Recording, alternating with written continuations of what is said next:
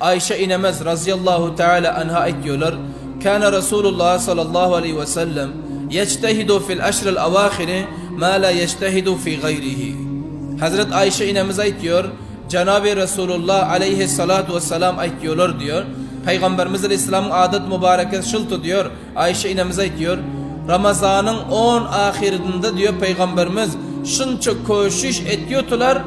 Başka vaktinde onca koşuş eden yoktular diyor. Hadise sayı düşünün.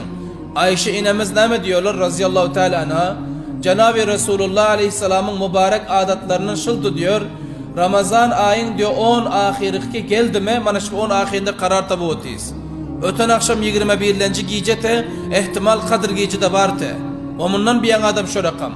Hazret Ayşe'miz diyor. Peygamberimizin adet mübarekeler şıltı diyor. Roza ayın diyor 10 ahirki girdi mi? Onda Peygamberimiz çınani koşiş ediyordular. Çınani Peygamberimiz zahmet ediyordular ibadete diyor. Başka vakitte roza ayın başka günlerinde bu andazı Peygamberimiz masruf bulun yoktu diyor. Bir rivayet. İkinci rivayete. Yeniden Ayşe inemiz razıyallahu teala anha ediyorlar. Peygamberimizin mübarek adetlerinden birine. İza dakhalal aşru şedde mi'zarahu ve ahya leylehu ve ayqaza ahlehu. Peygamberimiz aleyhissalatu vesselam diyor. Kadın yankı roza ayın 10 ahirki girdi mi 3 halatlar üstüne geliyordu diyor. 3 iş ancam veriyordu diyor. En evvel kısa bilini mahkem kuşuyordu diyor. Bilini mahkem bağlıyordu diyor. Manasına ama ayarlar bilen indi bu gecelerde izdivaç etmiyordu diyor. Ayarlar bilen hembesterliği terk ediyordu diyor. Bu bir adet. İkinci özem zindedarlık ediyordu, uxlamıyordu diyor. Roza ayın 10 ahir girdi mi Peygamberimiz Aleyhisselatü Vesselam giyeceğinin uykusunu özüne haram ediyordular, uxlamıyordular. Bu iki oldu. Üçüncüsü olsa öz ehlu ayarlarını turuzuyordu diyor karan. Peygamberimiz Aleyhisselatü Vesselam 3 iş ediyorken roza ayın 10 ahir gelen bilen hembesterliği terk ediyorken bir, ikinci öze bidar oluyorken, uxlamıyorkenler ibadet ediyorken iki, üçüncü öz ayarlarını turuzuyorken ana şu 3 adet Peygamberimiz Aleyhisselatü Vesselam'da bareken azizlerim. Lihaza bizlerin Peygamberin ümmeti oluyoruz. Peygamber Aleyhisselatü Vesselam'dan göre bizler savabı zerrutumuz var. Günahlarımıza tövbe etmek zerrutumuz var. Manında roza ayın 10 ahiri girdi neme kaldı bizlerde. Bulam öter barar gider. Lihaza bu roza ayın 10 ahirinde ibadet edecek bolalıyın. Mında özlerimiz ibadete masruf edelim. Özlerimiz üylerimizde olsak yalay ötürmeliyin. Telefon bilen, ya seryal bilen, ya başka bir lahu la'ab bile ötürmeliyin.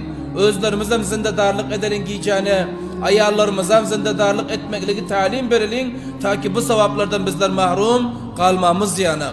Hususan garın, mescitlerde etikaf oturan Allah'ın bendeleri var ya, Allah'ın rızası için oturanlar, ana bunların yanlarına gel koşulalım. Bunların ibadetlerine koşulalım. Takriben bunlar teheccüd okuyorlar, zikir azkar ediyorlar, dua ediyorlar, tesbih namaz okuyorlar. Ana bunların katına ki koşulduk misafına, onda kıyamet gününde bizler bile haşr oluruz. Bunların ettiği sevaplarının bizler mahrum kalmıyoruz. Lihaza bu iş etmemiz gerekeni. Son qarang, endi qadr giyeceğinin qaysılığı şu hadisten belli oldu. Peygamberimiz roza ayın 10 ahirinde beter koşuş ediyorkenler, onda belli oldu ki qadr giyece şu 10 ahirindekene. Bu bilindi. Sonra mı?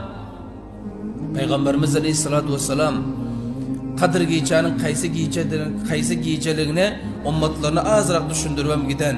Ne diyor qaram? Peygamberimiz Aleyhisselatü Vesselam diyor taharru leyletel kadr fil vitri minel aşril avahiri min Ramazan. Peygamberimiz diyor kadr giyeceğini diyor roza ayın 10 ahiriki tak giyecelerinde aktarın diyor. Yankı hadisten olsa Peygamberimiz 10 ahirindeki ibadet ediyorken kadr giyeceğinin şu 10 ahirdalığını belli oldu. Anında bu hadisten olsa Peygamberimiz Aleyhisselatü Vesselam diyor sizler kadr giyeceğini 10 ahirin tak giyecelerinde aktarın dedi, ana ol belli oldu. 10 ahirde ekeni kadr giyeceğin. Lakin tak giyecelerindekini ana bulan bu hadisten belli oldu.